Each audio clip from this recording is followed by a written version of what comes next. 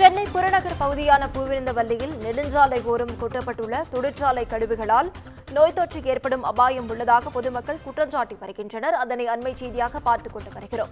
இதுகுறித்த முழு விவரங்களை வழங்க செய்தியாளர் சக்திவேல் நம்மோடு இணைப்பில் காத்திருக்கிறார். சக்திவேல், வணக்கம். விவரங்கள் என்ன? நிச்சயமாக வணக்கம் நவீனா. பூந்தமல்லி நெடுஞ்சாலை ஓரமாக தொழிற்சாலை கழிவுகள் கொட்டப்பட்டுள்ளதால் அப்பகுதியில் நோய் தொற்று ஏற்படும் அபாயம் உள்ளது. அதில் அந்த கொட்டப்பட்டுள்ளும் தொழிற்சாலை கழிவுகளில் கண்ணாடி, ஆயில், நெகிழி போன்ற கழிவுகளால் மாசு ஏற்படுவதோடு நிலத்தடி நீர் பாதிக்கும் அபாயமும் ஏற்பட்டுள்ளது. சர்வீஸ் சாலை அருகே கொட்டப்பட்டுள்ள காலி இடத்திற்கு கீழ் செம்பரம்பாக்கம் ஏரியிலிருந்து சென்னைக்கு குடிநீர் செல்லக்கூடிய அந்த குழாயும் இருப்பது அந்த பகுதியில் தெரிய வந்துள்ளது. இரவு நேரங்களில் 100க்கும் மேற்பட்ட லோடு வாகனங்களில் இந்த போன்ற அந்த தொழிற்சாலை கழிவுகளை கொண்டு வந்து இப்பகுதியில் கொட்டுவதால் இங்கு மலை போல் குவிந்து கிடக்கிறது நம்மால் பார்க்க முடிகிறது. ஆபத்தை உணராமல் அதிலும் கொட்டி கிடக்கும் குப்பையிலிருந்து சிலர் இரும்பு கழிவுகளையும் தேடி எடுத்து வருகின்றனர்.